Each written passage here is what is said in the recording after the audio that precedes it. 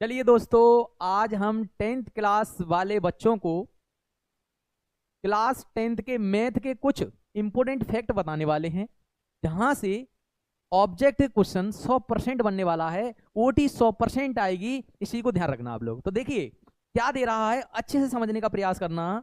तो क्या दे रहा है समझो आप।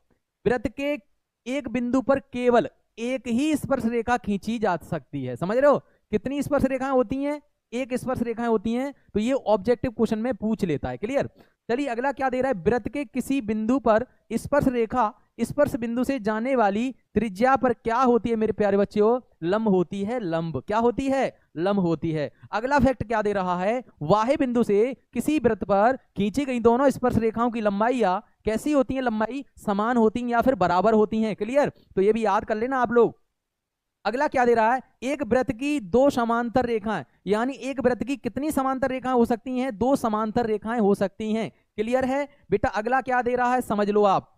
क्या दे रहा है, स्पर्श रेखा वृत्त के उभयनिष्ठ बिंदु को स्पर्श बिंदु कहते हैं। तो ये यहां से ऑब्जेक्टिव क्वेश्चन बन जाते हैं, तो आप लोग अच्छे तरीके से कर लेना। क्लियर? ओके, आगे हम बढ़ते हैं। वृत्त की स्पर्श रेखा वृत्त को केवल एक बिंदु पर प्रतिच्छेद करती है, यानी जो स्पर्श रेखा होती है, जैसे मान के चलो ये वृत्त है, ये स्पर्श रेखा है, तो केवल एक बिंदु को ही प्रतिच्छेद करेगी। अगर दो बिंदु को प्रतिच्छेद करेगी ना, तो उसको हम क्या कहेंगे? छेदक रेखा कहेंगे। क्या कहेंगे? छेदक रेखा कहेंगे। समझ में आया? चलिए हम लोग आगे बढ़ते हैं। वृत्त के दो बिंदुओं पर प्रतिच्छेद करने वाली रेखा को छेदक रेखा या प्रतिच्छेदी रेखा कहते हैं। तो यहां से ऑब्जेक्टिव क्वेश्चन तुम्हारे लिए बन रहा है मेरे प्यारे बच्चों। चलिए अगला क्या दे रहा है, तो याद कर लेना। वृत्त की सबसे बड़ी जीवा को क्या कहा जाता है? व्यास कहा जाता है। क्या कहा जाता है?